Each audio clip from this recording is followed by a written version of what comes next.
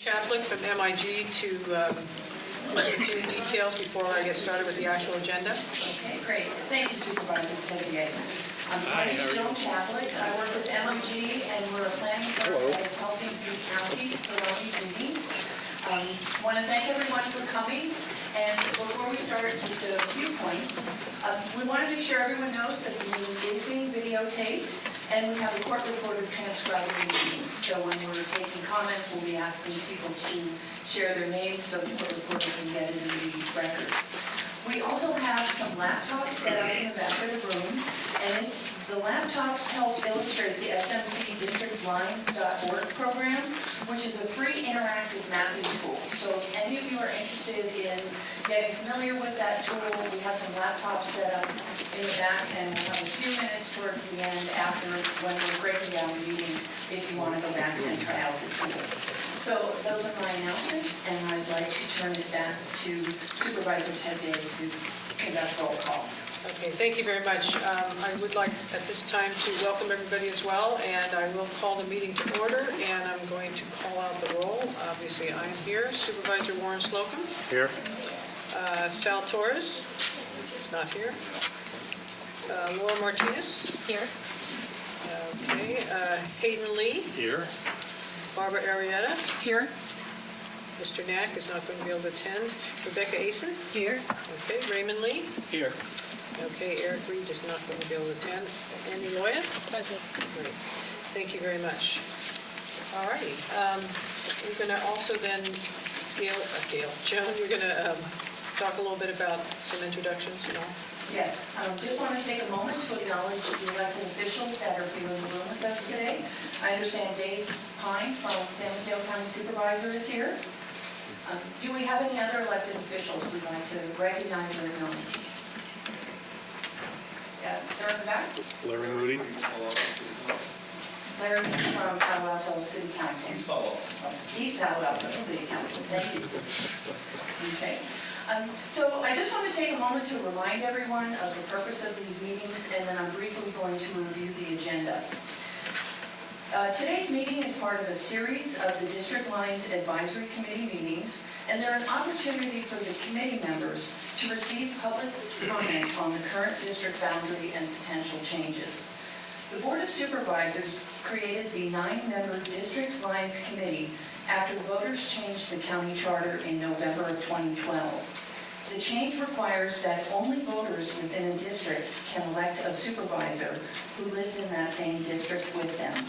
Under the prior system, voters countywide elected all 5 supervisors. In response to increased interest in the district-based elections, the Board of Supervisors tasked the committee with hearing public comment, studying current and potential boundaries, and recommending potential adjustments. So that's our committee's purpose and why we're here tonight, and then a quick review of our agenda. When I'm completed with my remarks, Supervisor Tezier will take committee action to approve the minutes from the previous meeting, and they are all on the project website. Then we will have oral communications and public comment. This is for items not on the agenda. If you'd like to speak at this time, you'll need to prepare a speaker card, and comments will be limited to 2 minutes. Following that section, we will start the section of the meeting devoted to the redistricting process. So we'll have a presentation of the draft consultant maps and the maps that have been submitted by the public. Doug Johnson from NDC Research will be leading that presentation. Following this presentation, we'll have an opportunity for group discussion, so we will take public comments and questions.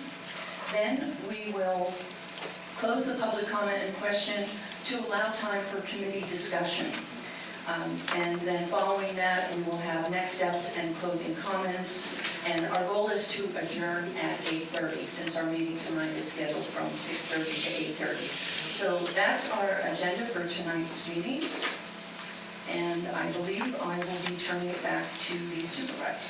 Thank you, Joan. For the committee members, all of you have in your packet the minutes for the Thursday, July 11th meeting. So I'd like to ask if there's any additions, deletions, any comments. Otherwise, I would be looking for a motion to approve. I move to approve. Got a motion? I'll second. We have a motion and a second. All in favor? Aye. Any opposed? Seeing none, those minutes are approved. Now is the time of the meeting, as was mentioned, for oral communications and public comment. And this is a time for comments for items that are not on this evening's agenda. So I'm going to start with Mr. Conlon, Greg Conlon, followed by Chris Bauman. Come up and there's a microphone here, and you have a 2-minute timer. Why don't you from here, hold this, address the committee. Thank you. I'm Greg Conlon from Atherton. I've been a resident of Atherton for over 30 years. And I just want to, I'm also a member of the San Mateo Republican Committee. And Chris, who's going to speak after me, is an art consultant for that committee. And we did submit extensive information to you this week. I believe some of it, if not all of it, is on the website. So we encourage you to look at it. I think just from my perspective in Atherton, I think the one thing we did in both our maps, Plan A and B, is to have Atherton and Menlo combined. And I think they're combined at the hip generally, the schools, fire districts, and shopping and what have you. So we tried to do that. And I think Belmont and San Carlos are in a similar situation, we combine them. So I would encourage you to look at our maps that we spent a lot of time and effort put together, and hopefully you'll be supportive. Thank you. Thank you, Mr. Conlon. Chris Bowman. Committee members, my name is Chris Bowman. We submitted our plans on Monday. They're online. Hopefully you've had a chance to take a look at them. We do have copies of them back there. We have two plans, Plan A and Plan B. The major differences basically where Hillsborough goes, where it certainly doesn't stay in District 1, but it either goes to District 2 or it goes to District 3, and then what the ripple effects of that are. The major focus of what we were trying to do was to basically create homogeneous socioeconomic districts. So districts that were in the top 5 or 20% of the census tracts where home ownership and home values are greater than $1 million, even in the midst of the recession, are basically placed in District 3 wherever possible. And likewise, if you are in the 50th percentile or lower in home values, that you're not mixed with other districts that could be completely dominated because people have wealth and the power to be able to get themselves elected. Our hope is to be able to create districts in 1 and 4 that optimize the voting power of minorities, and secondarily, that major cities such as South San Francisco and Redwood City are united. There's no way we can unite all the cities. Your consultants tried it. You can see that you have a 2-city split. That's the best that you can do. But I hope you will look very seriously at the proposal. The stats are there. We believe that our plan reduces the variation in population on one of them from 1.0 to 0.06, or 0.06. And likewise, the amount of people who are orphaned, who are the minorities within specific cities that are parceled out to other districts on Plan A is reduced by 1/3. Thank you. Thank you, Mr. Bowman. Okay, I have no other speaker cards under public comment. Is there anybody else that wishes to speak under public comment? Okay, hearing none, we're then going to go into the redistricting process, and I'm going to call on Doug Johnson for his presentation of the draft consultant maps that he's put together, and then the maps that have been submitted by the public. Doug, welcome. Thank you. Good to be back with everybody. Let me just, we're somewhat limited time and we have a lot to cover, so let me just very briefly, for those who may not have been at the past meetings, go through the rules as we talked about them last time and the criteria, and then we'll get into the specifics of the map. So despite much of the image of redistricting and what we hear about redistricting, there are some rules for how redistricting has to be done. The first is total population must be essentially equal in each district. So it's not voting age, it's not registered voters, it's total human beings in each district. And we do aim for getting as close as we can to balanced with some possible deviations that I'll mention. Then there's the Voting Rights Act that's been talked about quite a bit. Essentially, all racial, ethnic, and language groups must have an equal opportunity to elect their candidates of choice. There are a couple of state laws that influence the process. One is a provision of state code that lists factors that may be considered. It's not shall, but may. And it lists topography, geography, cohesiveness, contiguity, and communities of interest. I'll talk more about that in just a second. And the second provision is that no matter what happens in redistricting, the terms of the current supervisors will not be cut short. So even if the supervisor ends up out of their district, that doesn't impact their current term in office. These districts will impact the next election. Then there are what the courts have referred to as the traditional redistricting criteria. And these are reasons that the courts have said are acceptable reasons for small deviations of 1 or 2 or 3% in a given district from that perfect balance. So the one that gets talked about the most is communities of interest. And what really has to be established is how is a community of interest defined? Is it your neighborhood based around a school, your neighborhood based around a park, or a whole city? Whatever that community of interest that the people in a given area think is of as a community of interest. Then there are things we do to try to make it easier to participate in elections, easier for people to understand their districts.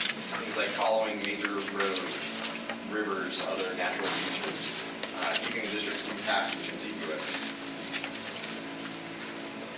The other factors that come up less often, one is continuity in office. This is the idea that the voters have voted for the current supervisors. If none of the other criteria provide a reason to move them out, you should leave them in separate districts so that it's up to the voters to decide whether or not a supervisor is reelected and that this process doesn't disqualify anyone. Next is population growth. San Mateo has never been, at least in recent decades, has certainly not been a fast-growing county and don't expect it to become one, so it's less of an issue here than in some other jurisdictions. And then the last traditional criteria that the courts have said is okay to consider for justifying small deviations is keeping the core of existing districts. Essentially, if there's no other reason to disrupt what's been the 10 or whatever number of years that people have been working together in a given district, there's no need to disrupt that relationship just for a 1% deviation or something like that. So those are our federal and state laws on redistricting and the other considerations that we usually call the traditional criteria. And we've had good interest.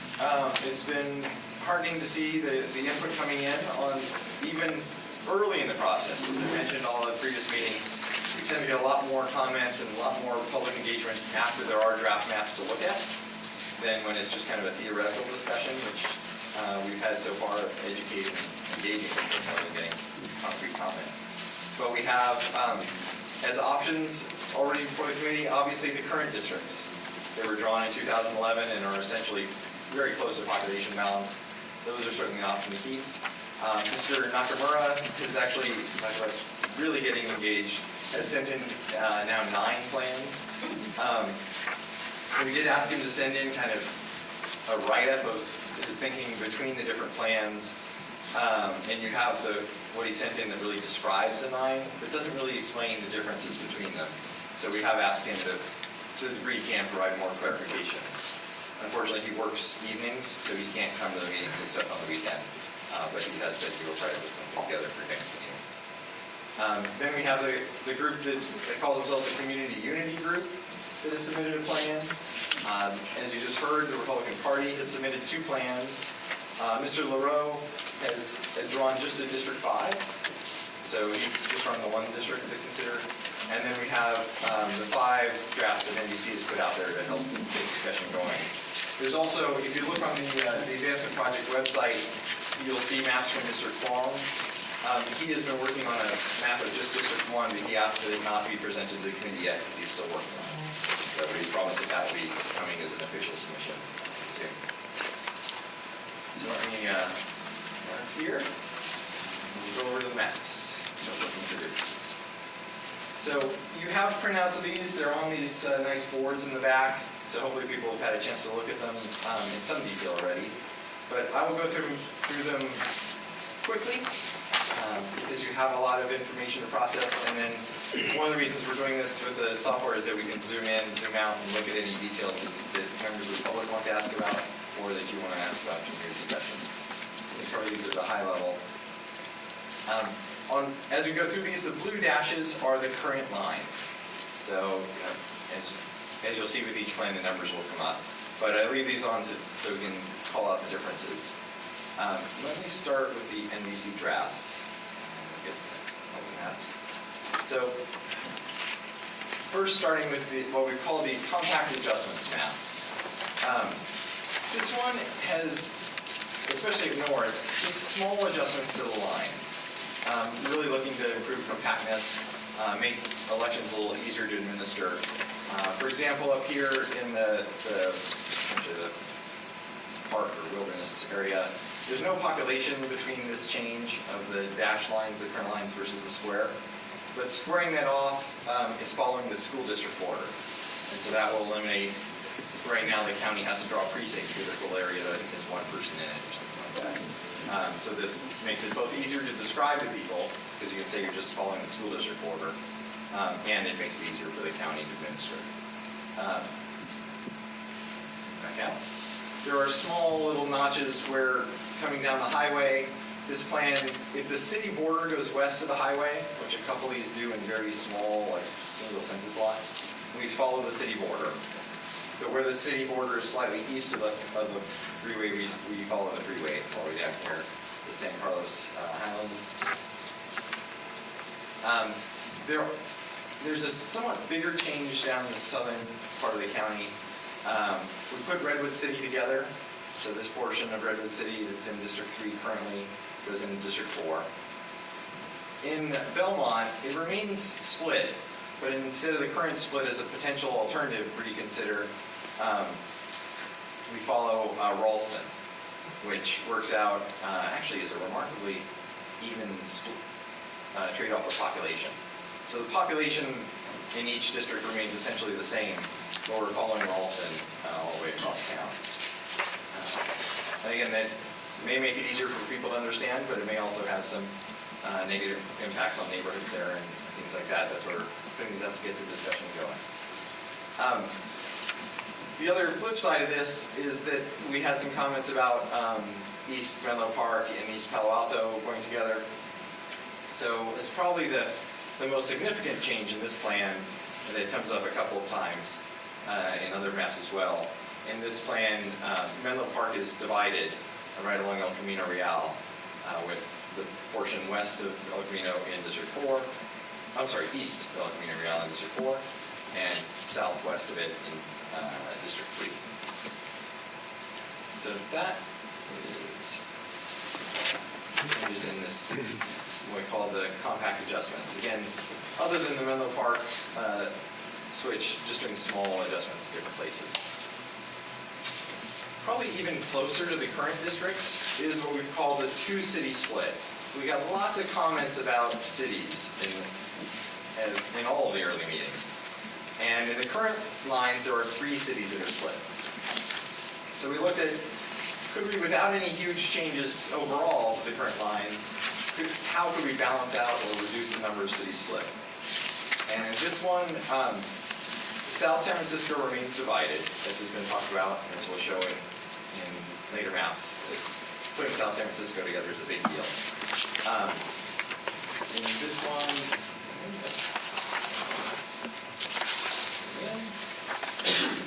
in this map, Redwood City is put together so that the entire city is in District 4. Belmont is the other one that remains split. And just as in the last map, we switch around to Ralston, but it stays split. In this case, though, Menlo Park remains whole and stays in District 4. The difference, the way we balance the population is the unincorporated area switches from District 4 here that's just north of Atherton. Switches from District 4 to District 3.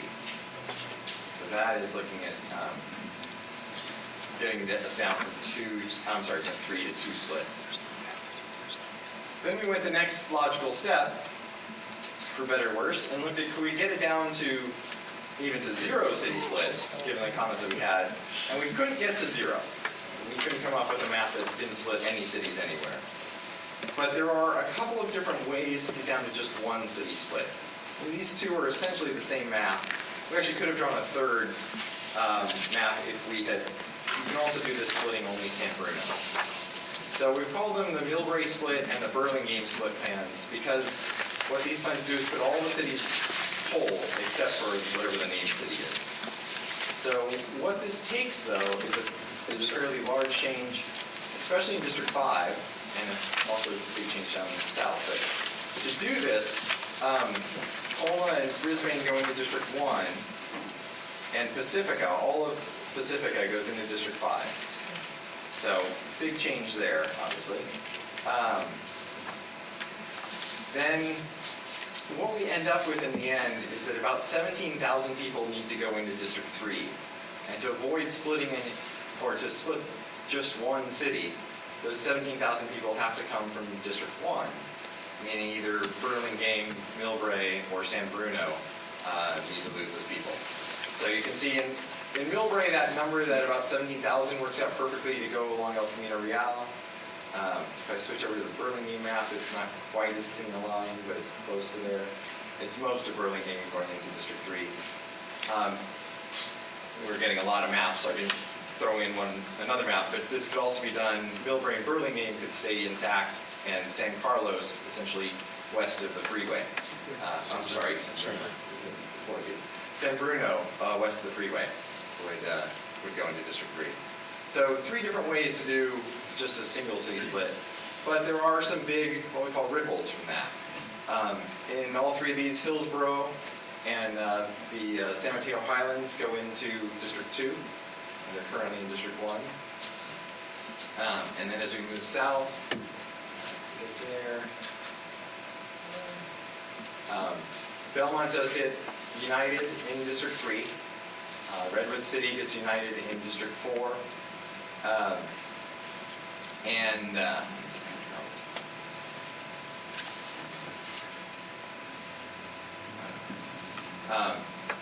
then we move the unincorporated area just north of Atherton from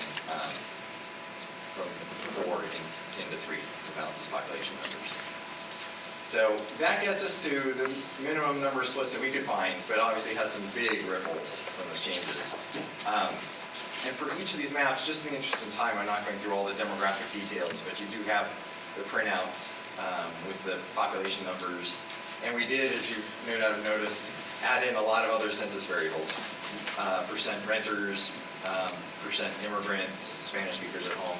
Those are all in those Excel spreadsheets, and I can show them if there are questions. One of the big things to highlight about these plans is that this does drop District 5 below 51%, or 50% plus 1, Asian American in terms of citizen voting age population.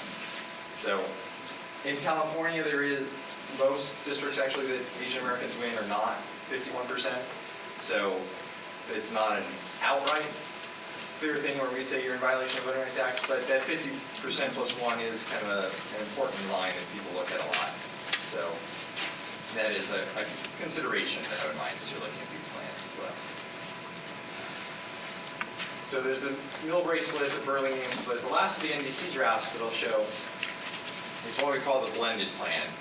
So this is taking a lot of the comments, in particular taking a number of the considerations of the community unity map and trying to blend them together with other comments that have been made about cities and compactness and things like that. And you'll see some similarities between this and the community unity map. Take a look at next. And some differences, obviously. So in this plan, we go from north to south again. Up north, it's hard to read those city names, let me make those bigger.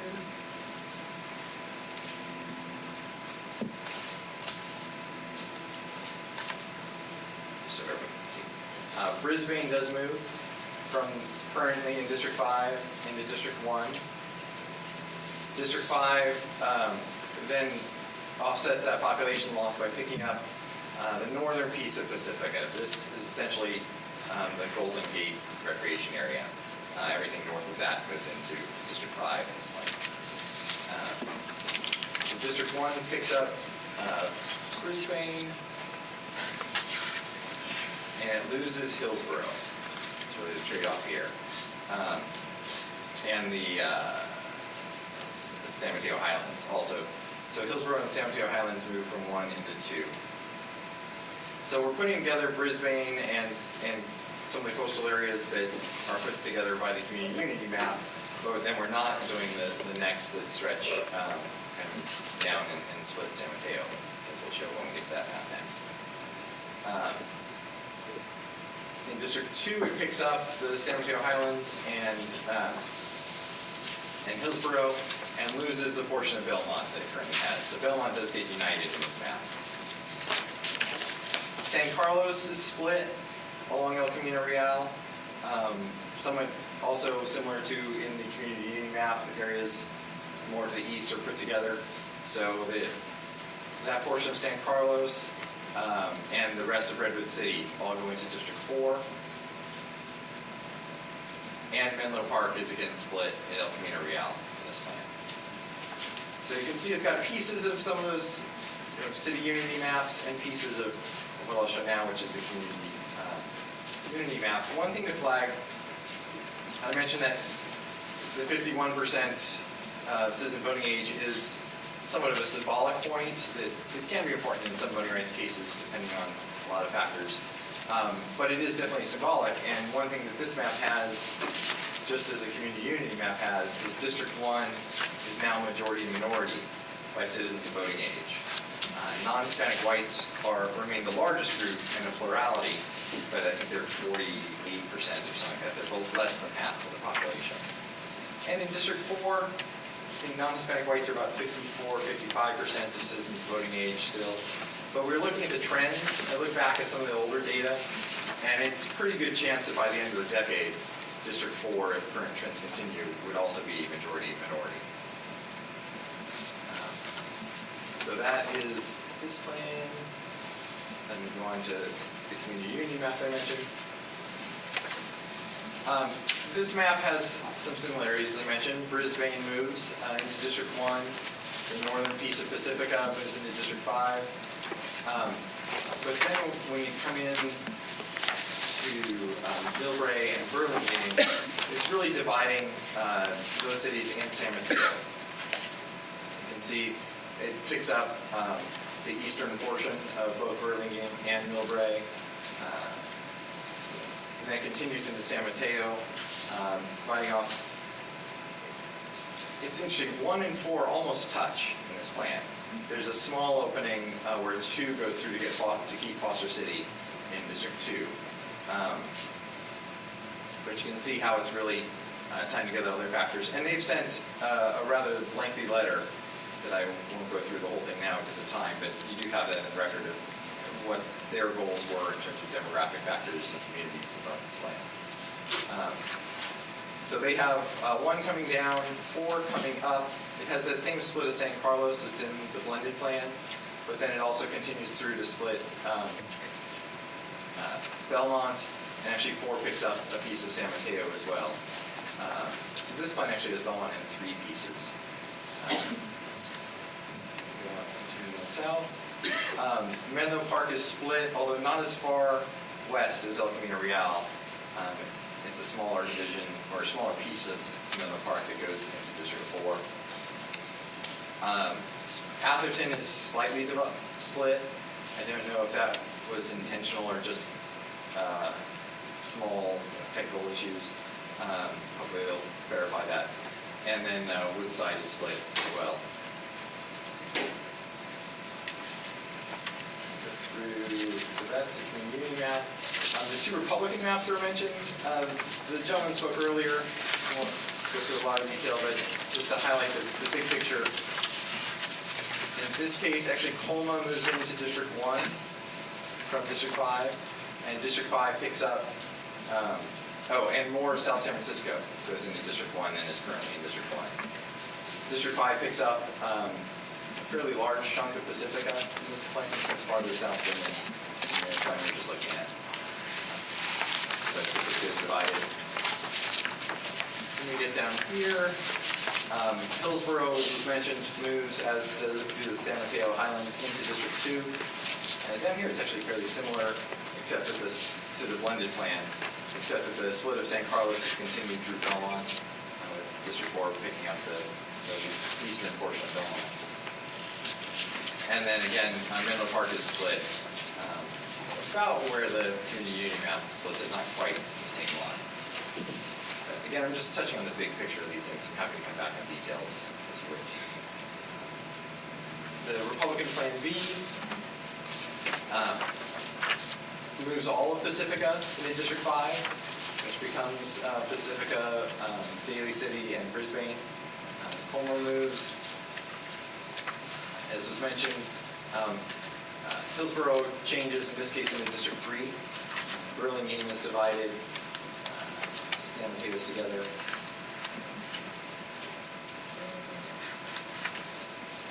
Then we have the split of San Carlos and Belmont along El Camino Real. And then the same split is in Cafe of Menlo Park.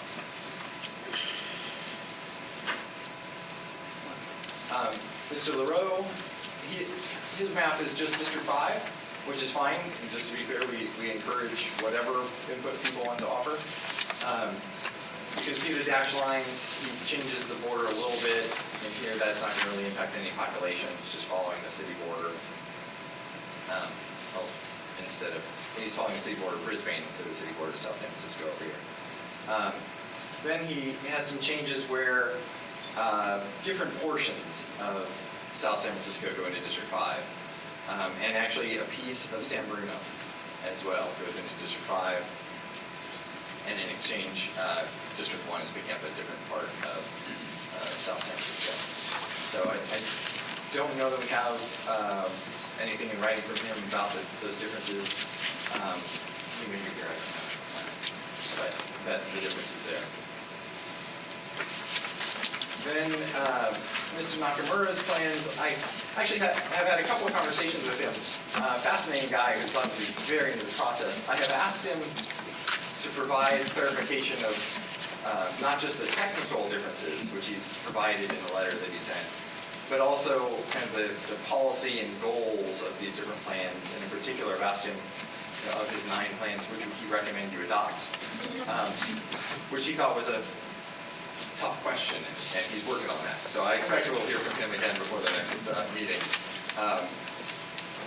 But he certainly has embraced the challenge, and he actually tells a very compelling tale of how difficult it is to make these choices and to make the decisions that all of you face over the next couple months. But you can see he's got some similarities to what we've looked at, so I'm going to go fairly quickly through these. But you can see in his 1A maps, Brisbane moves.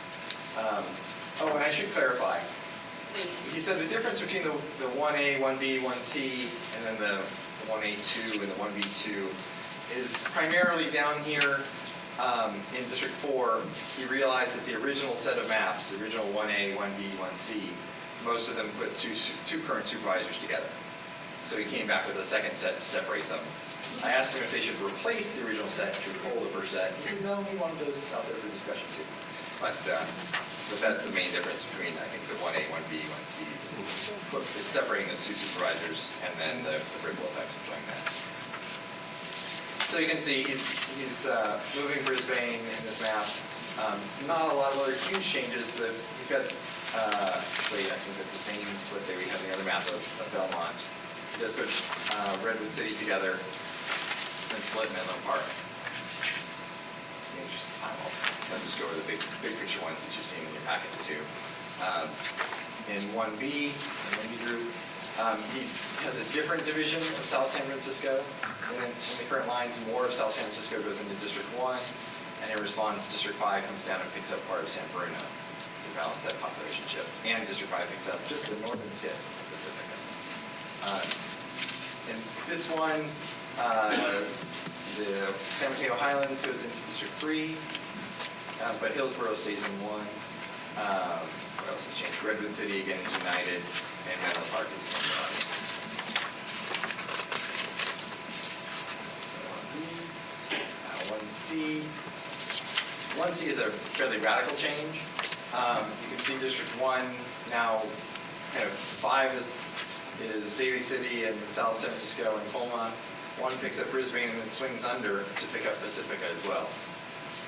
So 1 becomes much more of a northern seat rather than coming down the bay shore of the county. Most of Burlingame moves into 3, together with Hillsborough and Highlands. Redwood City again is united, and Menlo Park has been divided. But in this one, there's big changes. The other one, just to show the creativity, and one of the things we love to see, is the public really getting engaged in kind of what-if theoretical maps. District 2, the thing I want to highlight about this, and chat with him, it's not really a map that could be adopted, because District 4 is connected only by water. So what he was looking at was, in this county, can we get a majority Latino district? And he actually did, but only by connecting it by water, which is not actually contiguous. But it does show that the challenges of the demographics have shifted, but not enough to where you can actually get all the way to a Latino majority seat. But it was creative, and I love to see people trying out ideas. But yeah, so it's Brisbane, South San Francisco, then part of San Mateo, and then East Palo Alto and Menlo Park. So creative, not really one on the vote for this plan. And I do want to hit too, the goal, especially for the public, we talked about this was coming, but where the first round of meetings were really kind of informational and engaging the public, and really we had the same presentation each meeting. I think at least our goal as your consultants is that each meeting will get more and more specific guidance, both from the public and from the committee, and start narrowing the number of maps down and kind of hearing, these 3 or 4 are our favorites. Let's focus on how we can improve these 3 or 4 and get us down from. It's great to have 17 maps, but focus it down. Because what will happen in most cases, and certainly every sign here, is that as the committee gives direction and as members of public comment, Mr. Nakamura, the Republican Party, other people that are drawing maps will respond to that. So where you may come out of tonight's meeting with 5 or 10 maps, they then will probably take a couple of those and expand the number of maps again as they respond to your comments and what you're looking to see. So that is our hope, is that these maps will evolve each meeting, and we'll slowly narrow down how many maps there are until we get to the final map at the final meeting. That's hope for the process. We'll see where it goes. That is my presentation. And as I said, I've got the demographic spreadsheets. We can zoom in on anything down to individual streets and city blocks. Doug, do you have the demographic sheets for the Republican A and Republican B? Yes, and they're actually on here, so I can show them on screen. Okay, because I don't have them attached anyway. Yeah, no, there was a real rush of maps coming in the last 72 hours. So these were not, I see. Okay, no problem. But we do have them available to show on screen if there are questions. And they'll be posted on the website as well? Yes, we have. Yes, Yeah, the okay. MIG has been lightning fast to get obviously. Okay, It's already on the website. Great. So, just a reminder that all the maps that have been viewed are on the website, which is smcdistrictcommittee.org. So at this point in the meeting, we want to take your comments on any of the maps you've seen. You can ask questions of Doug, and then we also too want to make sure that we reserve plenty of time for the committee to have their discussion as well. So the hand in the back, and before you speak, if you could introduce yourself, and I'll give you the microphone as well. I don't know if I need it, but. Okay, because of the video recording and the court reporter, I think it'd be helpful if everyone uses the microphone. Okay, thank you. My name is Linda Lopez, and I'm a resident of North Fair Oaks, which is an incorporated area north of Atherton and south of Redwood City.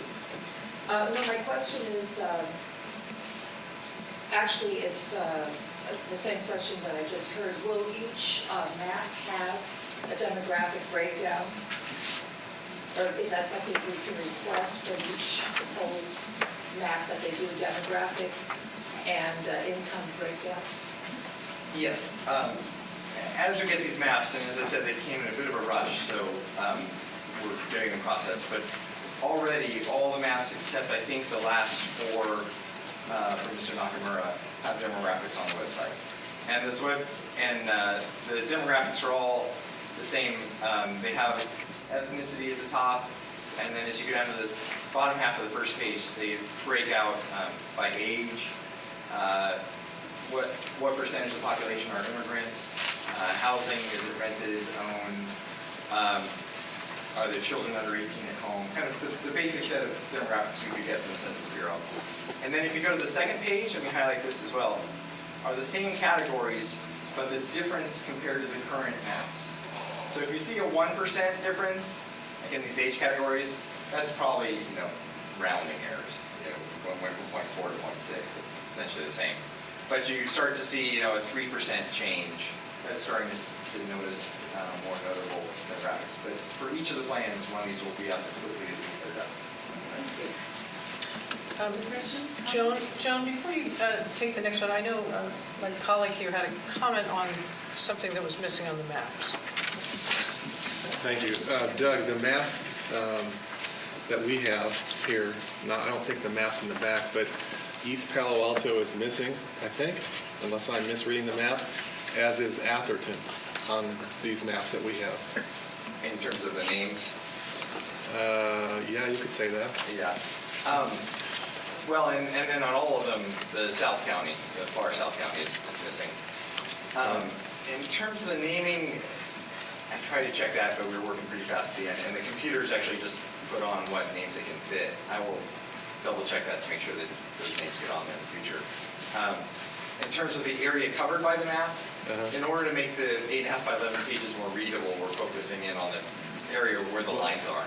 So the eastern portion of East Palo Alto does disappear in order to provide more detail. So. Well, I would like to see the maps have, an accurate depiction because, if we're to take these home and study these, and I do think it's pretty legible. But I do think that, I'm not sure where East Palo Alto is here. Looks like the paper just ran out of Right. space. But maybe print it on bigger paper, maybe.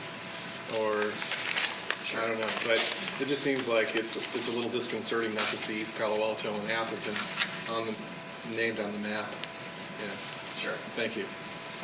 One thing just along the line too, on the website are links to Google Map versions of this too, so for those that have internet access, obviously not everyone does, but they can zoom in and out. Doug, you have one more comment. Yeah, speaking of something that's missing on the map, is Don Horsley's name. On the website, it's not there. It's on your slide, I see tonight, but I looked at the website today, and I actually have downloaded some of these maps, and it isn't, so we want to put Mr. Horsley's name. All the other supervisors have been identified, but Mr. Horsley's missing. Any more comments, questions from the committee? I can go ahead with the audience. I was going to do it on my hand. I was just ready to recognize someone with the back here. So I'll start. Thank you. My name is Carolyn Chu from the Regional Office, and my colleague Joanna from the Lawyers Committee. Can you speak just a little bit louder? We're having a hard time hearing you up here. So my name is Carolyn from the Asian Law Office, and this is my colleague Joanna from the Lawyers Committee of Civil Rights. We actually have a written statement for you that we wanted to read into the record, but in the interest of time, just kind of cut to the main points. First, we wanted to thank the committee for the time that they're volunteering to this process. We recognize that there are many challenges that you have ahead of you, and what we urge is that the committee continue to ensure that all of San Mateo's diverse communities are provided with effective, accountable, and fair representation. We wanted to touch base really quickly on Section 2 of the Federal Voting Rights Act, because I know it's thrown around a little bit. So we wanted to briefly summarize the obligations that you have under the federal law. So the Supreme Court so what Section 2 essentially does is it prohibits minority vote dilution during district line drawings. And so the Supreme Court has found that a Section 2 violation occurs when 3 factors are met. The first is when a minority group is sufficiently large and geographically concentrated to make up a majority in a single-member district. This is otherwise known as a majority-minority district, or 50+1%. 2, a minority group is politically cohesive, that is, it usually votes for the same candidates. And 3, in the absence of special circumstances, the white majority together usually votes to defeat the minority's preferred candidate. So in addition to that, if 2 or more minority groups form a coalition that collectively meets these 3 factors, the coalition may also fall within the protection of Section 2. So officials, if they fail to create these coalitions, if these factors are met, they also leave themselves vulnerable to a Section 2 lawsuit. And my colleague here, Joanna, will talk a little bit more about the community meeting maps and the different districts that we focus on. We focus on generally the underrepresented communities of interest that we saw, so we wanted to highlight those for this committee. Hi, my name is Joanna Cuevas-Ingram. I'm an Equal Justice Works Voting Rights Fellow of the Lawyers Committee for Civil Rights. And as my colleague Helen mentioned, this committee has a lot of work ahead of it, and we definitely appreciate your thoughtfulness and your commitment to this work as we move forward and as you look at these maps under federal law, under Section 2. We did work with community members in over 7 community workshops who identified their communities of interest and helped put together, basically, this community put together the community unity map. The community unity map actually ensures that District 5 complies with Section 2 obligations. Community leaders have spoken and provided meaningful testimony about the community interest in and around Daly City, which extends into the Westboro and the Pacific areas. As voters, this community is densely populated by an Asian American community, with residents who identify with one another. And among the many factors highlighted by the community unity map narrative, these residents testified that they often commute to blue-collar jobs in San Francisco and are likely to be renters and homeowners, and often come from low-income families and frequent the same businesses, services, churches, hospitals, and community centers. As voters, this community would meet these factors necessary for Section 2 protection. Approval of the NBC Millbury split, NBC Burlingame split, and NBC blended drafts without further revision in light of the community unity map could make the county vulnerable to a lawsuit because it could divide and dilute a 50% plus 1 voting district in District 5, where this community will legitimately exist. In the interest of time, I'll just summarize District 4 and District 1. District 1, also similarly, as Carolyn mentioned, is a broad, diverse coalition. It's a group of majority non-Hispanic, non-white communities, very diverse communities that could form a coalition that could also meet Section 2 standards. And then District 4, as well as Judge Johnson mentioned, also in the next 10 years could become a majority-minority community along the lines drawn by the community unity coalition. I think it's important to note that along El Camino Real, east of El Camino Real, these communities have testified and provided written and verbal testimony that they do attend a lot of the same community centers, a lot of the same hospitals, a lot of the same school systems, and so they are also communities of interest in the traditional industry in County, California. Thank you. Sorry, before I close, Carolyn and I, on behalf of our organizations, do want to recommend that the advisory committee take into account the community unity coalition map and adopt it as they narrow down the maps that they're going to be looking at for final approval. Thank you. Please provide us your written comments as well. Another comment, question?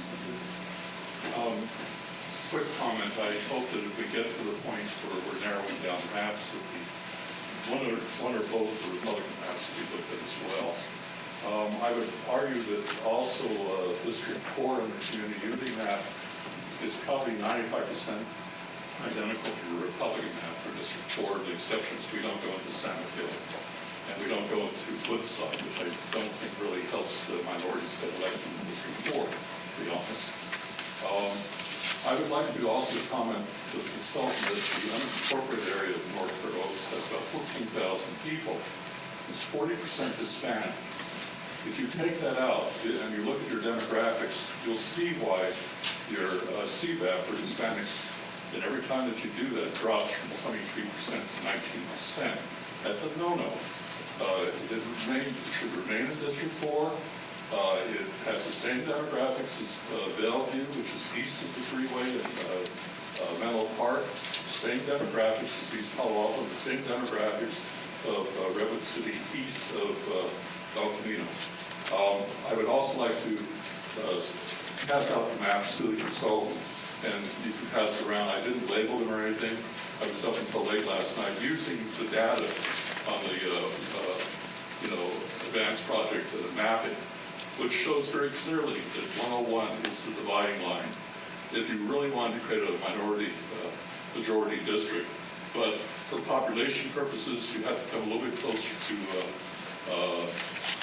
Millfield Road, and it's a balancing act between the two, population balance as well as optimizing minority voting power.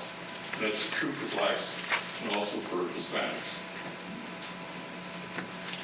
Thank you. Other comments or questions? Anyone from over here? And I appreciate our last several commenters have been keeping their remarks to under 2 minutes. Thank you, supervisors and committee members. My name is David Carey, and I live in Belmont. My question is, will San Mateo County continue to be a laggard in supporting voting rights, or will it become a leader in supporting voting rights? We should give top priority to ensuring more voters get fair representation, giving special attention to segments of voters that have been and still are underrepresented because of structural and institutional impediments. I'd like you to imagine ideal elections for county supervisors where all voters are free and able to combine their vote with any other voters to elect a candidate of their choice. And in the process, every voter gets their fair share of real representation. We know that the old elections fell well short of that ideal, creating instead an at-large tyranny of the majority. We know that multi-winner ranked choice voting would bring us much closer to that ideal than any form of traditional at-large or district elections. However, when restricted to the framework of elections by district, we need to give priority to the homogeneity criterion, which guides us to draw districts so that each is internally politically homogeneous. Put like voters together in the same district, put unlike voters in different districts. That will allow districts as much as possible to emulate how voters would combine their voting power if they were allowed to be free to do so. To do that, this committee needs to consider voting patterns. It needs to get requests from the county data about voting patterns so that it can, which is the most direct indicator of political homogeneity. I'd ask that you make that data available to the public as well to help us in drawing our maps. Thank you.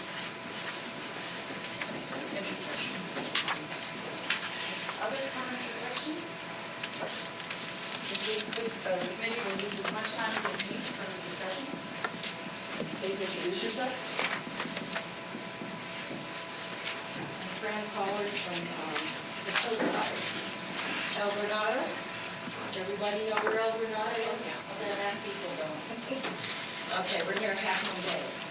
And we feel the coast side is just totally different from the rest of the county. And we feel we're unrepresented because every time we try to run somebody for supervisor, the big cities seem to have the money and the name recognition, and we never get a coast-side rep. And we need one. The coast-side also falls under the Coastal Act, very much different from the rest of the county. And there are restrictions on the coast side. But everybody loves to come to the coast to enjoy it. And probably our population goes up to a couple 100,000 on weekends, which is much different from this. So we cannot develop like the rest of the county.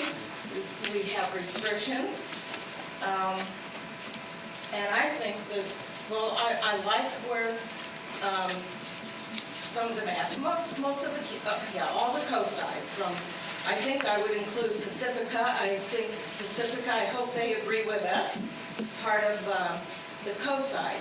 So I would want to see all of Pacifica in on the coast side, all the way down to the Santa Cruz County line. And I don't think we want to be connected with any of the big cities because the mentality is so different, and that's what dominates everything. That is pushed on the coast. So I think it's got to be drawn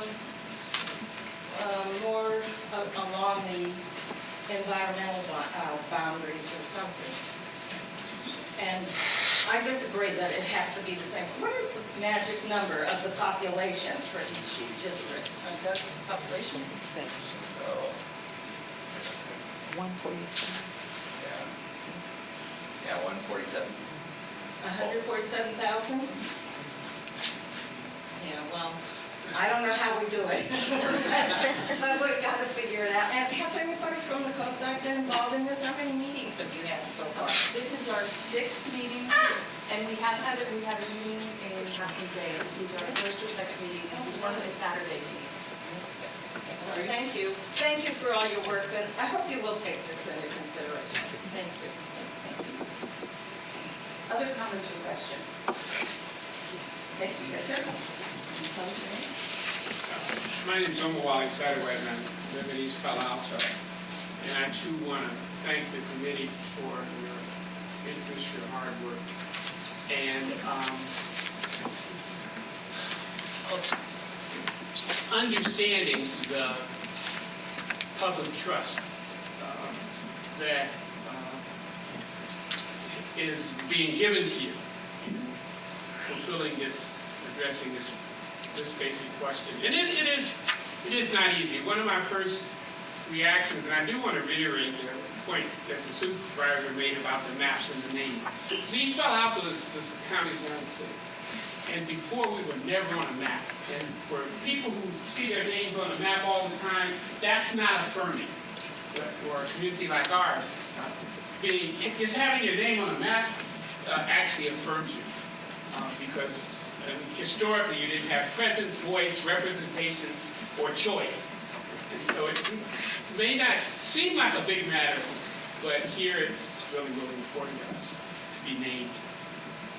Secondly, people talk about community of interest, and it's not an easy task. What is that? It's population, ethnicity, it's economic factors, it's language factors, it's age, it's employment, incarceration, it's schools, it's housing patterns, it's geography and contiguousness of geography, it's urban, coast, rural, transportation, community centers, stores. I could go on and on and on. So what is a community of interest? And different people bring different perspectives and different interests. And so your task will not be easy. For those of us, and I don't speak for all, but certainly probably speak for some of East Palo Alto, we see ourselves as contiguous with communities that have the same demography. And so East Palo Alto, East Menlo Park, Fair Oaks, it would be hard to stretch up to East San Mateo, but communities with those qualities and those characteristics are ones that we'd like to see blended together into voting districts. From our standpoint, District 4, we'd like to honor and affirm the consideration be given to the same patterns of interest in North County and in Central County, so that communities that have the same qualities and characteristics that you find in East Palo Alto, where those communities exist in other parts of the county, the same consideration be given to align them into voting districts so that they can have a voice in not just choosing supervisors in where we know to be the existing or potential future minority majority districts, a term I will only use here because it's the way it seems to describe what people are thinking. They are not minority majority districts, they're minority districts. There are majority districts composed of minority folk. And so we'd like to see that consideration given across the county and where it's possible, although we understand the difficulty. And then one final point, and I probably ought to just reiterate that the critical importance of creating the space and the opportunity. This is something that doesn't often happen. There are a number of people, probably those in this room, who are able to follow this process and understand it. But if there, and it's really pretty late in the process, but if there were a way to do community teach-ins and provide materials to communities in user-friendly ways so that communities themselves can come together, can dialogue, can learn, and have a meaningful voice in this process. That's not easy to do. This is, you're pretty far along, but community learning is really important for community to exercise positive and meaningful voice. Let me just say that one more time. Community learning, community understanding is really, really important in order for community to exercise a really, really strong and meaningful voice. So thank you. I didn't mean to take so much time, but I appreciate the opportunity. Thank you. Are there any other comments, questions? And we're going to turn it to the committee so that they can have their discussion and ask Doug any questions that they need. So I'll turn it over to the chair and Supervisor Tinsley will end the discussion. Thank you, Joan, and thank you, Doug. I do want to make one comment to what that last gentleman said. We aren't too late in the process, truthfully. We had the first 5 meetings were just about process. I think where it's getting interesting, and I think where people will be able to be more hands-on is now that we have actual maps that people have put together and the consultants have put together. This is actually a really good time for communities to come together. We are going to have some sessions where people can learn more about how to draw the maps, but in the previous meetings, if you weren't there, one of the things we talked about is you don't have to have this level. I mean, I couldn't do this. What you can do if you want is take, a napkin and draw a map. You can use any tool you want and submit it. So it doesn't have to, you don't have to go online, but we have a big map in the back that can be utilized that shows the whole county, and people can just draw lines of where you think the communities of interest might be. And it could be, as you mentioned, it could be geography, demography, it could be schools, it could be neighborhoods, it could be, cities, if you think your whole city is a community of interest specific. So, I mean, I don't want you to think it's that late in the game. We have 4 more meetings like this in 4 different areas, and we hope more maps come in. We're leaving it open to the 20th of September for more maps to come in.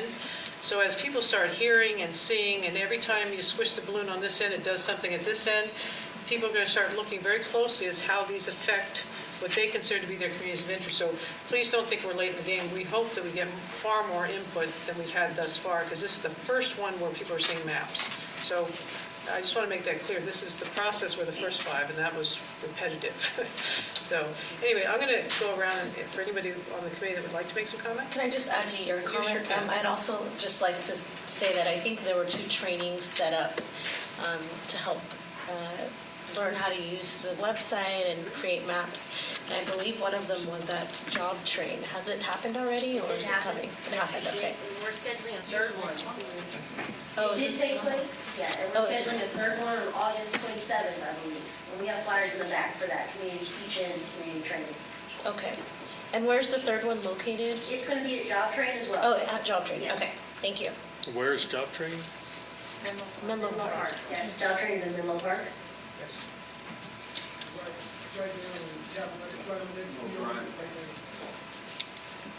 Okay, why don't I open up to the committee members? Is there someone who would like, Barbara? Yeah, I have a few things. Doug, I went to the community training workshop, and there was one other person who attended it besides the trainers. So it would behoove us to try to get people to come to those workshops, because I learned something at that workshop. I made an assumption that I didn't even realize I made, was that there was some type of filters that preclude people from outside of San Mateo County from getting on the internet and weighing in.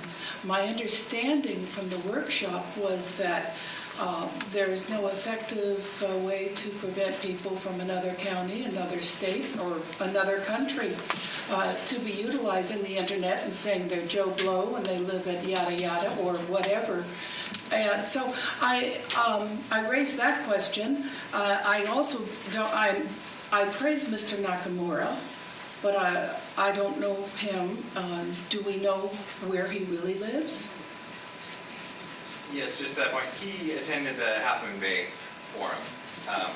But do we know where he really lives?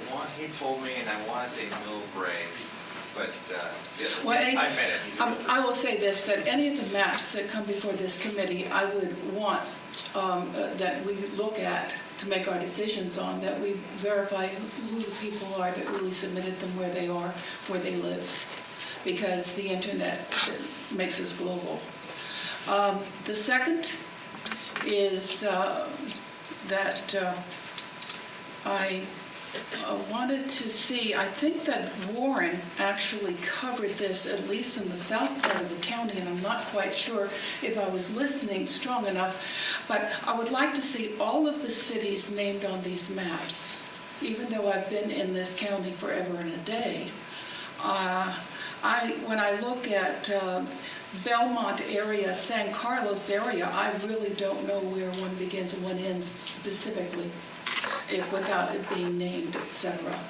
And of course Coma and various other things, but just to make sure that all of the entities that are considered cities in San Mateo County.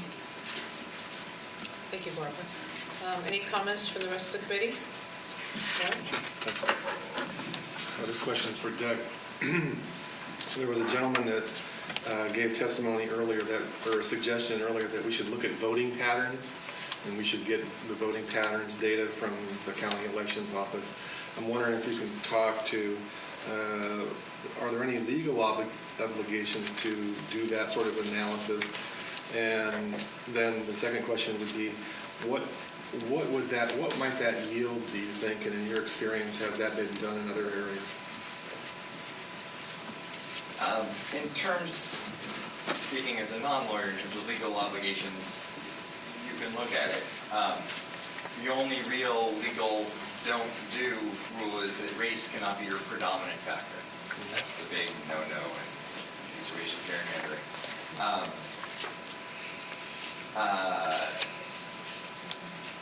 The thing that I'm wrestling with in my head is voting data is an enormous set of data. You know, I think you have a lot of maps. Imagine if I gave you 30 years of election data for every state and local election.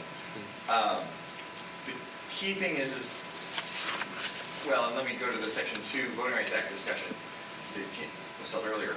What often comes up in those cases is if there are key elections that really drive a wedge through a community, in particular, like Prop 187 back in 1994. That comes up all the time in Section 2 lawsuits, or it did closer to the day, where it draws a clear line of people that vote, how Latinos vote, how other people might vote with or against the Latino majority. That kind of clear wedge issue, I don't know this county that well, but I have trouble picking out those issues around here. But there may be issues, and if people can ask, I'd like to see the data for this election, or how the precincts broke out for measure whatever. That is probably something we can do fairly easily. It's difficult for me to say, do you want every supervisorial election? I guess we can certainly provide voting data if people want it. The question is what data they want. And the key, and just to reiterate, the court said not only can you not use race as a predominant factor, you also can't use obvious proxies. So if you get into a little bit of danger territory, if it's something that might be used to draw a line around Asian Americans, you have to be careful of that. Make sure you're still drawing based on neighborhoods. Thank you. Barbara, go ahead. I have another question. I want to know, do we have a breakdown on our website? Because I was specifically looking at all these maps and didn't have the time to look at the one thing. Do we have a breakdown of every city in San Mateo County on our website and the city's individual demographics? The value of their houses, the value of the household income, the number of people, it's just like we have in the districts. But I would like to see it by city, because I think there's some perceptions that I'm hearing at these hearings that are not completely accurate. And I think that perhaps if people looked at the various city demographics, they may adjust some of their thoughts. It's not on the website currently. You can get some of that data on the census site, but. I know, but it's so much easier to try to trace the census site is just one more laborious move. I would really like to see it be incorporated onto the thing so that people fully understand when someone says dot, dot, dot, dot, dot, and then they can look and they can see, is that true? Yeah, so we can certainly compile it in those same categories that we're compiling for the plans. We can certainly put that on the website. I think it would be very helpful. I would also add too, for those who are interested within the cities, so the breakouts of different parts of the city, on the Advancement Project website, you can choose different, what they're called thematic maps. So, housing, I don't know about housing values, but renters and things like that are all on that website. But definitely have a demographic census breakdown of the cities in this county. Yeah. Be very helpful. We can do that same spreadsheet that's districts 1, 2, 3, 4, 5, but it'll essentially be the list of cities instead of districts. We can put that on the website. Thank you. Doug, will we be getting some feedback as we move forward on, are there any maps that are in our hands right now that violate the Voting Rights Act? I mean, that we automatically have to eliminate? I mean, there are a couple of them you said some of this just won't work or things like that. Part of it's, the districts run along water or, you made a couple different comments along the way.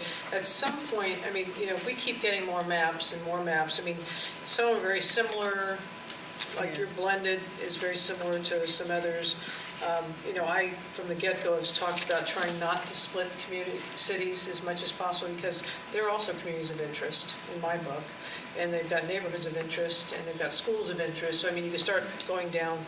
And so, but at the same time, I'd like to know if there's any, either whether we can do it today or at one of our next meetings, are there any that absolutely cannot be utilized? The percentages are off. They're so far off that it's not worth spending the time on that particular map. Sure. Two-part answer to that. One is that plans where they're not contiguous, like the Nakamura 2, or where there's the population deviation is too big, we'll start flagging that. I haven't, a couple of Nakamura maps have deviations that are too high, but I figured we'd show them all today. But we will start showing those to get them in the record and then saying these we would recommend you not adopt because of that. The Voting Rights Act concerns are a little bit different because, and I think the description is pretty good about the sufficiently large population to elect. 50% plus one is kind of an easy, quick reference number, but it's not necessarily the driving number. As I mentioned, a lot of Asian American elected officials come from districts that are 30 or 32% Asian American. So to that degree, I actually recommend that we put the map out there and get community feedback. And if we get feedback, to some degree, I think we've got today saying that's not sufficient. As Asian Americans who are active in elections, we don't think that's strong enough to include our district. Well, then we'll start coming back, and as you get closer to the end, we'll certainly have legal weighing in at that. But especially with Section 2, that community reaction is an important factor in that consideration, so we won't knock it right off the bat. But we will flag it for you as we did tonight. But 50% plus one is not a controlling line, but an important line. So we'll flag that. And from my perspective, as we move forward, there's a lot of information here. I looked through a lot of it today, but then you're trying to compare and contrast. And it's a kind of a tough one for me specifically to give exact direction at this stage of the game because I know we're going to get more maps as well. But I also, still think that some of the direction that I've given in the past, I still think is important from communities of interest. And, and keeping as many cities whole as possible. But I also would like to hear from some of my other colleagues. The more input I guess you get over time, the better off we're going to be even as we get to the next couple meetings. So if there's additional comments, we certainly should share what we can tonight. Yes, Hayden. Yeah, I wanted to ask I have a couple of questions. Doug, you said that race, I'm having a problem here. You said that race cannot be a predominant factor, cannot be the predominant factor, but as was pointed out, Section 2 of the Voting Rights Act says you cannot. Are those two concepts conflicting? One is saying that, the 50% plus one, and yet the other is saying you can't use this as the predominant factor. How do you explain that? Just speaking from a practitioner background, not as a lawyer advising you, I tend to describe the Voting Rights Act, especially Section 2, as a window. You want to go through the window. You can fall too short, and you can go too far. So I think, if the numbers drop so much that you're diluting voting power, well, you've fallen short and you missed your window. The same way, if you're drawing a district entirely based on race, ignoring income, ignoring housing patterns, ignoring all that, you're just looking at race, well, then you've gone too far. And the predominant term I use air quotes because that's actually the word the U.S. Supreme Court used, is race as a predominant factor, is a racial gerrymandering, you've gone too far. So it is a bit of a balancing act. The ultimate kind of practical fallback is you want to make sure that the people who have experience running elections in those areas don't think you're diluting the population so that they can't make their preferences known. But at the same time, you want to draw based on neighborhoods, not just put non-Hispanic white population up there and draw them out of the district. Rather, think about neighborhoods, communities that work together, and then see where the number comes out and make sure you're not making yourself nervous on the dilution front. But as long as your focus is on neighborhoods, not on a pure number, it should be okay. The second question I had concerned the coast. Hey, you Resident. want to use a microphone? I'm just not sure if it's all getting picked up. The resident here mentioned that was talking about the coast. I know we had some comments, I think came in from Emerald Hills, that they didn't want to be in with the coast.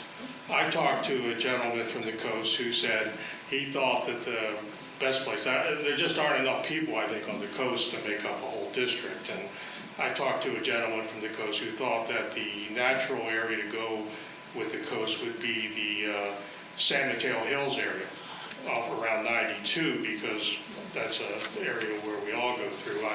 I live in Millbrae, and as much as I love the coast, I'm sure that the people in Millbrae probably wouldn't feel quite an affinity with the coast politically at least.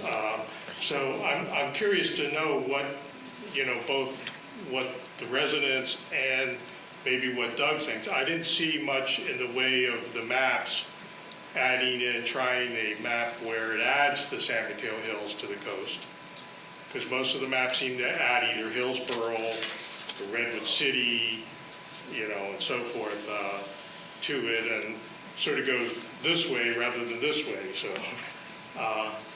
I'd like to know what, because I think the coast is a major issue for us. And for you, for the residents too. Just on that point, to Mr. Knuckler's credit, one of his maps actually does have, I forget which one it is, but one of his maps does have the San Mateo Highlands going in with the coast. But again, that's not nearly enough people. Just the San Mateo Highlands and the coast, you need a lot more people to get the total population number. So, to the discussion earlier about the major cities, you got to get people somewhere, and there just aren't enough people in the unincorporated areas or in Woodside. So the big variation that jumps out as you look through these maps is up north, and it's actually going the wrong way, I think, from what remember you folks were saying, taking some Pacifica out. But it's a tough call what you put in with it. But someone's got to go with it.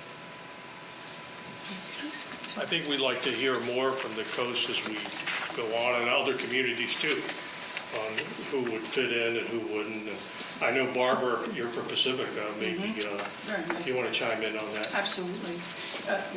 Madam Chair? Oh, I'm sorry. No, that's fine. You can do yes, it. Okay, then sure, Barbara. Sure, Go ahead. okay.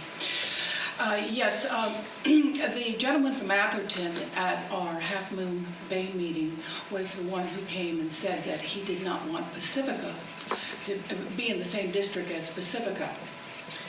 And so... Same district. As a coast. No, Atherton came and said he did not want to be in the same district as Pacifica. He had nothing to do with, in common with Pacifica.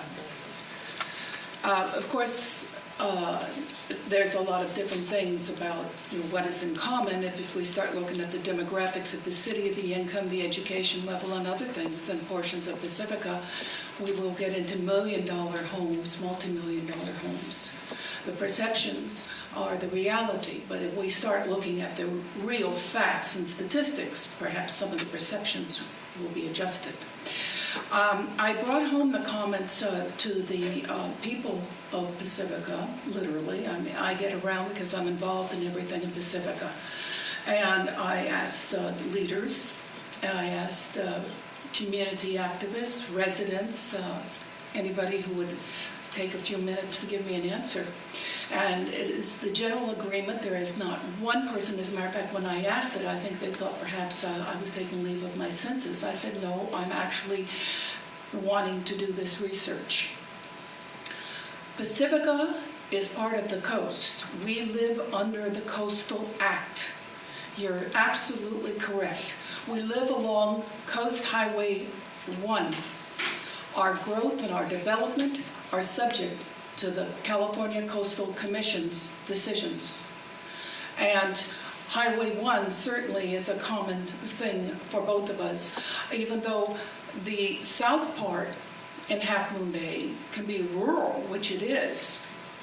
It's still, we share the Pacific Ocean. And we are very much a community, a coastal community, for sure. Even though we do have more of a suburban buildup, as it were, we are still a coastal community. And I would say that keeping us all together is the right thing to do. We're more aligned with each other than perhaps with anybody else, as it were.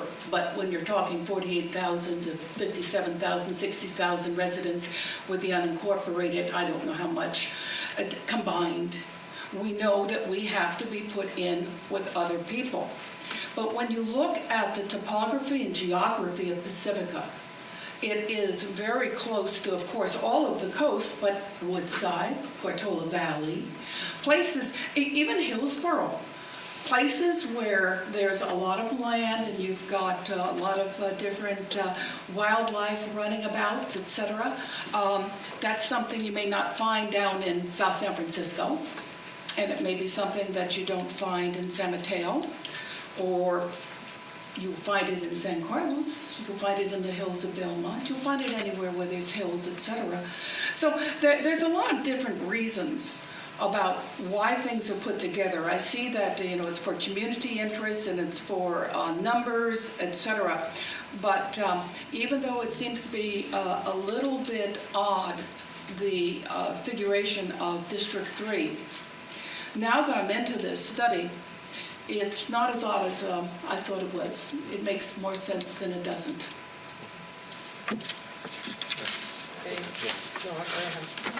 Chair, can I? Sure, please. Hello, Laura Martinez, representing East Palo Alto City Council. I did just want to thank Doug for walking us through each of the maps. That was really helpful.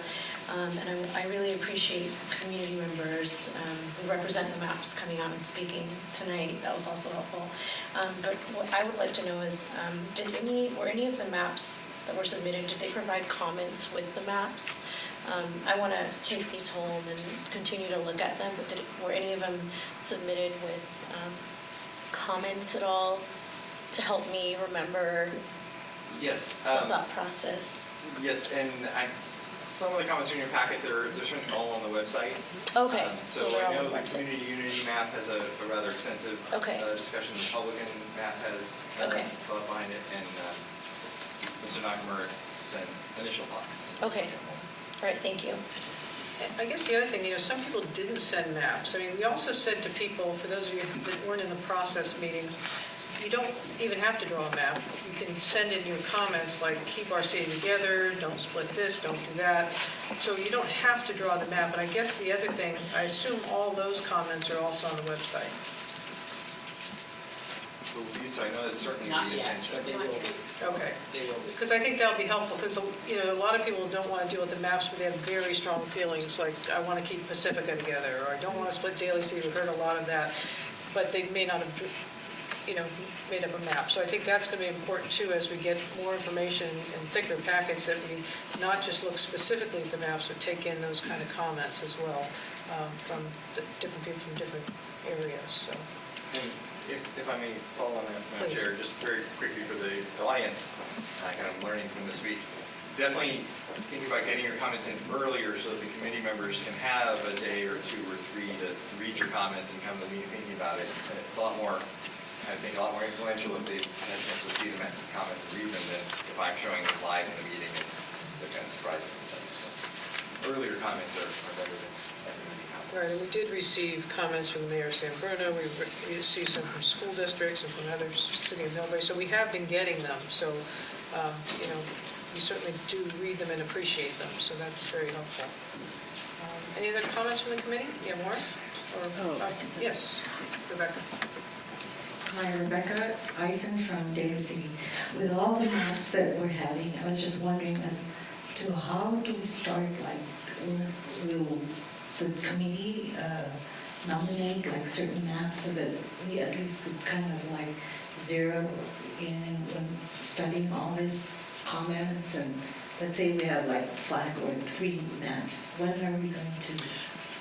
Well, I think that's sort of up to us in some ways, but because this is the first meeting that we've actually gotten maps, and we're not closing the submittal of maps till September 20th, I think as we get to our 3rd, 4th, and 5th meetings, we might start seeing a little bit of a pattern, and if there's some that just don't work at all for the committee, I assume we could put those aside.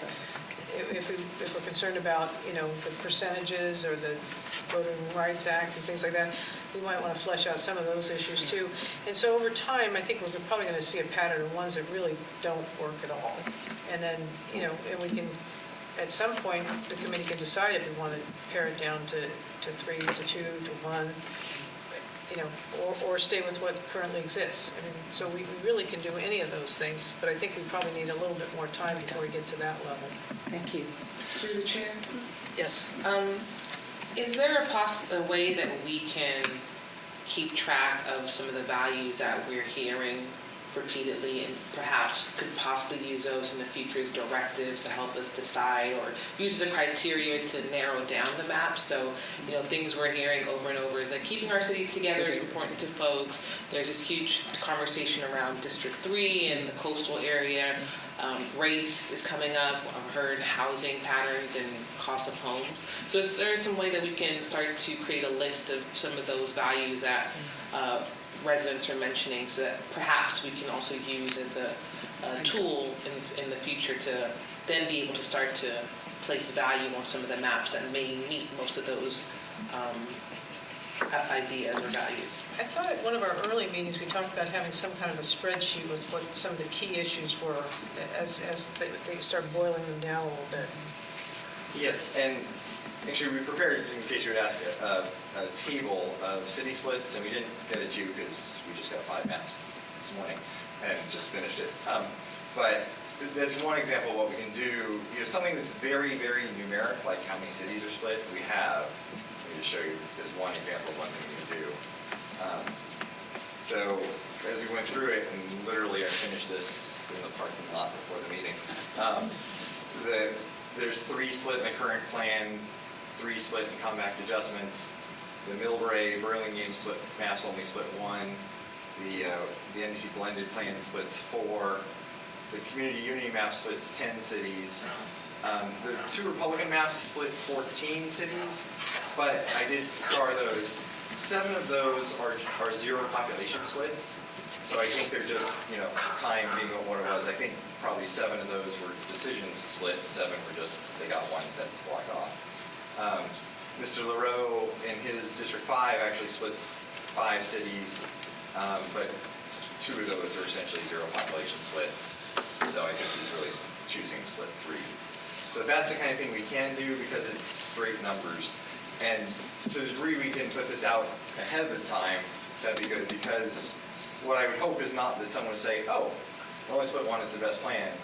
More, it's split one, which is nice, but it's a problem because, so you Right. get more choice and Right. trade-offs. And I think definitely the projection of numbers, it seems to be important as well for some of the districts that may reach a majority per people of color vote.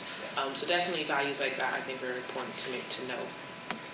I would agree with that. There were a lot of comments about people interested in how many majority minority seats are there, so that's an easy straight numbers table. I can bring that for your next meeting too.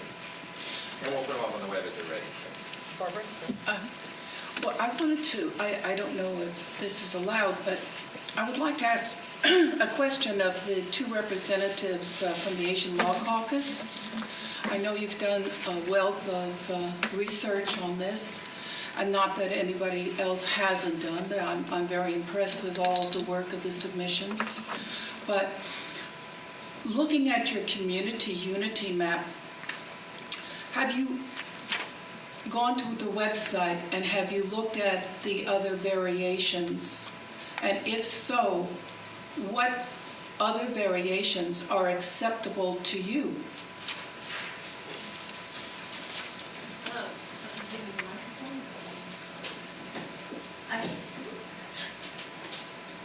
And Janetta, feel free to weigh in, but I haven't looked at all of the maps, but I have looked at least pretty thoroughly at the ones that the draft consultant put up.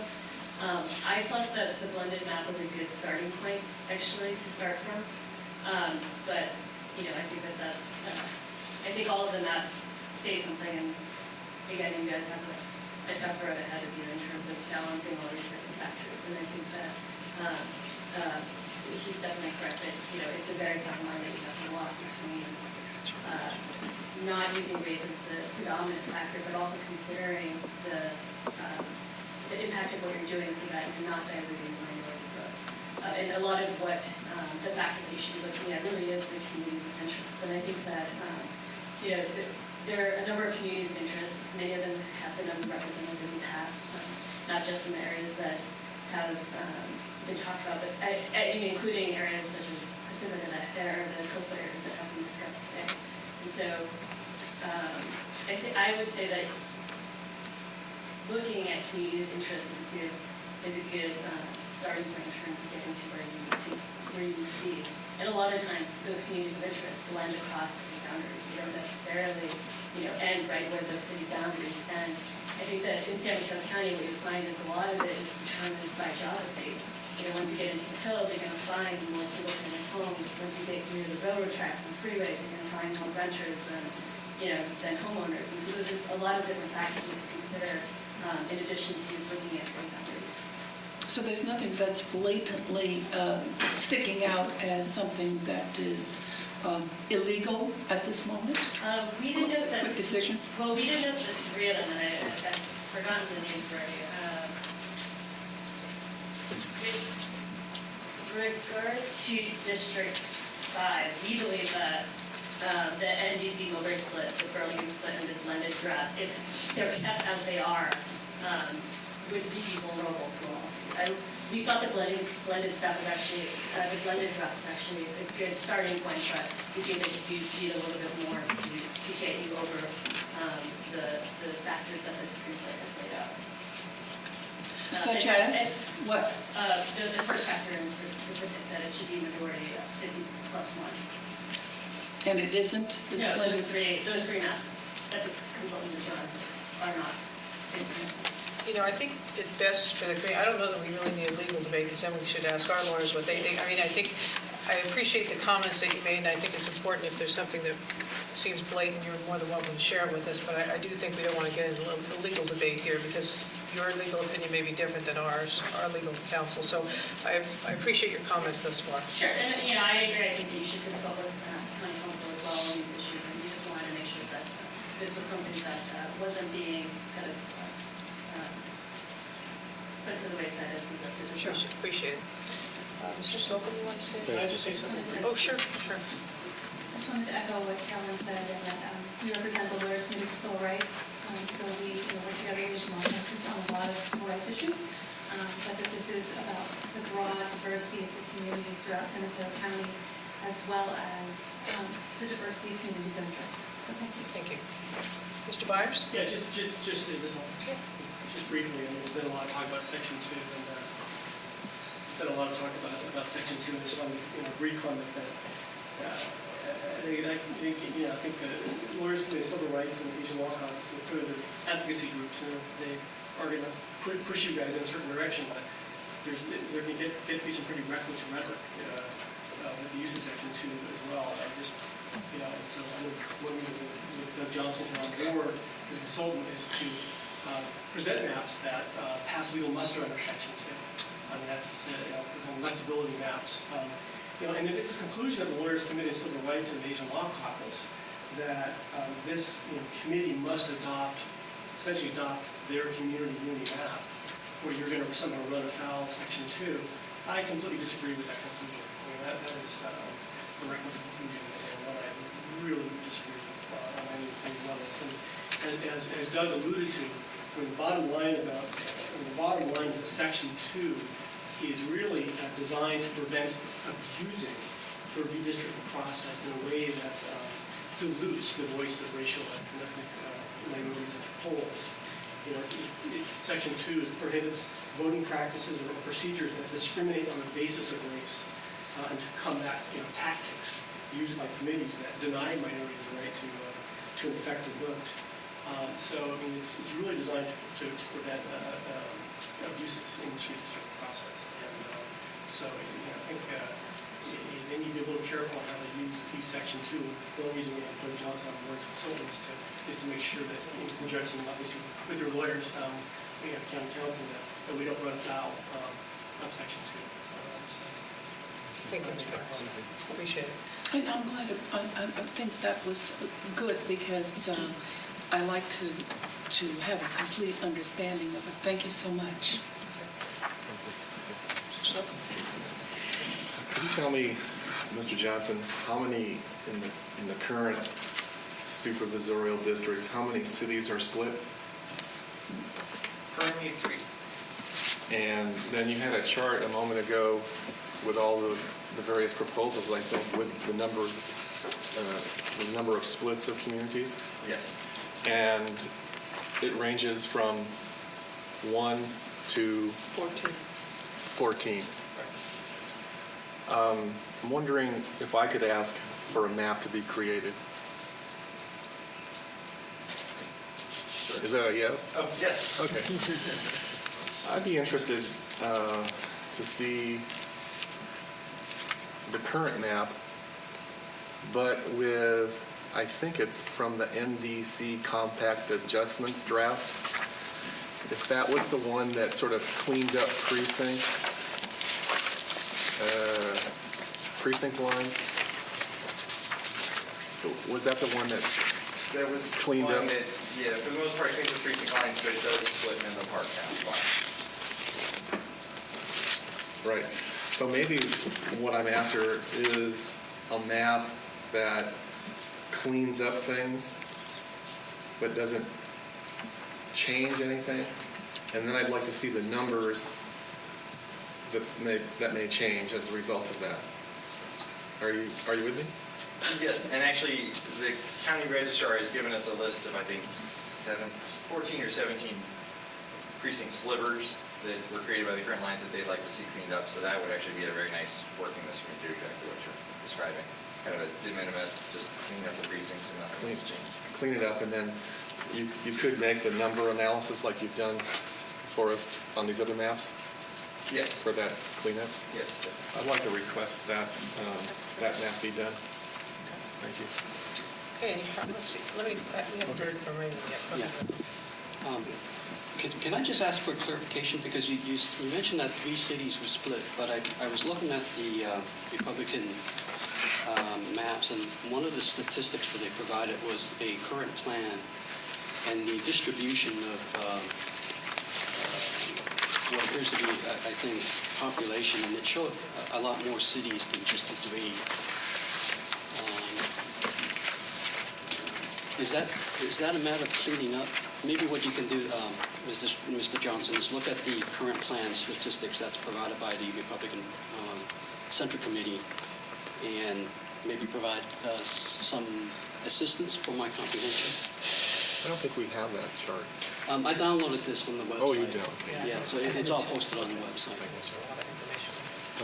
And one final comment, I've heard a lot so far from the public about keeping cities whole. And I would, I took that to heart. And I know you're not going to make my job any easier, our job any easier. Are there any comments from folks that have no problem splitting their cities? As I look at some of these maps, there seems to be a pattern that's happening. And certain cities are repeatedly talked about with these proposed maps, those being South San Francisco, Belmont, San Carlos, Menlo Park, and to some extent Pacifica, with some other cities, but those are the predominant cities that has been talked about. I want to put on the record that, as my observation, these are the cities that potentially may be split. If there's any comments from those, from citizens from those cities, if they want to submit that, I certainly would like to hear from them. Thank you. Thank you. Rebecca, you want to speak, and then Hayden, or Hayden, if you want to speak? I just wanted to bring up that the procedure for our future meetings, the remainder of our meetings are set up, I think there are 4 in 1 week, 3. 3 in 1 week, and then 1 the following week. 2 weeks. Because as we enter this final deliberation period, that's going to go very fast for us to deliberate on all these maps and these demographics and concerns of the citizens and so forth. And I'm just, it didn't occur to me before when the schedule was put out, but I guess I'm concerned about trying to come to a decision in a fairly short amount of time while we're still also gathering information. Is that a problem? Well, I'd have to see the list of the dates again. I know the drop dead date for getting maps is September 20th, so that could be the last time. It might just be reconfigurations of existing ones or comments that are made that get redrawn. Maybe if you could refresh our memories of the dates for those 3 meetings that are for the next 4 meetings. It's right here. Oh, you have the date, thank you. Okay, so let's see what we've got. September 10th, 11th, 12th, and then the 24th is after the submittal of the 20th. I think the reason we did this is to make sure that when we check calendars that everybody could be at these meetings. And the second part was, I think as we get into these next 3 meetings, there's probably going to be a lot more clarity after this meeting as people making comments on the existing and then adding new maps. I think we left it to the 20th for people to do maps. It's probably going to be more tweaking of maps is what my sense is anyway. I'm not sure if I'm right. And I think the other thing, I assume if we needed more than Thursday, the September 24th, what's the last date we need to have it so it goes before the Board of Supervisors? October 8th. October 8th is the vote date, though, isn't it? No, October 8th is when it comes to, for the Board of Supervisors. And I think that's why we also want to get as many in, as early as we can. Okay, I didn't recall that there's a pretty good amount of time between the 4th and 5th meetings. So that'll give us some time. I don't know, hopefully it'll be enough to digest everything. And as it stands now, we'll, I guess, vote on the 24th, right? The 24th is when this body will make its recommendation. Remember, we don't have to recommend just 1 map. We can recommend 2 maps or 3 maps. Obviously, I think it's going to become more and more clear as time progresses because we're going to get more and more comments. But, it doesn't have to boil down to 1 map. Okay. We can put forward a couple if there's a sense that, we're a little bit mixed on a couple things, send them whatever to the board. The board will then have to make the final decision on whatever we bring forward or anything else, truthfully, at the end of the day. So, because this will be a recommendation from this committee. Will there be enough time for the consultants to make changes overnight, essentially, to provide new updated maps based on comments during those consecutive meetings? This is our life. We've been through this before, so definitely we'll be ready to make changes. Okay, so we won't have to discuss the same maps essentially on each of those dates. Right, you'll be getting refresher maps. And one kind of practical approach to this too, because it's a great thing that there are so many maps, and we'll surely get more. We know Mr. Kwong is out there drawing District 1, and I'm sure there'll be others. One suggestion we do have for process is really that when you get down to nuts and bolts, that essentially committee members start making votes to, I would like in our last batch to include map whatever, and you maybe get a list of 4 or 5. so that you're not trying to walk through every map and vote it in or out. It also spares you having to vote. Whatever way it goes, 8 of Mr. Nakamura's maps are not going to get adopted because you only adopt one. So you don't have to vote no on a Nakamura map. You're simply, they need to make their case to you, so that one of you then makes a motion to keep that map in the next batch. And that's a practical way of not having to walk through 14 maps or focus on the 3 or 4 that you can see as a focus of attention. Thank you, Doug. Any other comments from the committee? Okay, we have just a couple more minutes, so maybe as far as next steps, it sounds like you're going to continue to get maps, and you're going to continue to keep providing us things as you get them. I would also like to request that as we get emails, that they go as quickly on the website, and then that we get copies of those for these meetings, or make sure we all know the ones that are coming in for comment, as well as having some kind of a listing of, if you get 100 people say X, Y, Z, but you've got 100 along the lines of your comment on those different things, including city splits. So our next meeting, I lost it again. Sorry. September 10th. September 10th. Daly City. In Daly City. Okay. Well, first off, I want to thank all of the people that are here tonight for participating, listening. If you hadn't made comments, but now you've heard a lot and you're going to get an opportunity to continue to look at the maps in the back, please feel free. There's comment cards on the table. You can go on the website, make comments. We really do want to hear from you. Go back to your communities, talk to people. Make sure you let us know your thoughts. Make sure if a meeting date and location works for you. We're trying to do them in all the districts again so that it makes it convenient for people. So there'll be 4 more meetings in September. We have the flyers with the dates and locations in the back. And this will help us give more direction to Doug so he can keep redrawing and noodling with all these maps. And then, as was mentioned earlier, there'll be a training August 27th in Menlo Park, and that's going to be a job train, and hopefully there's some flyers in the back for that as well. So we hope that if you'd like to have a little more training to see how this is done, feel free to go. And also, there's a computer in the back for those that might want to just take a look at how this is being done. There's some support groups in the back there to help you with that. But please feel free to take a harder look at some of these maps in a larger format so you can see exactly what we're doing. So with that, we will adjourn and we'll be back in September.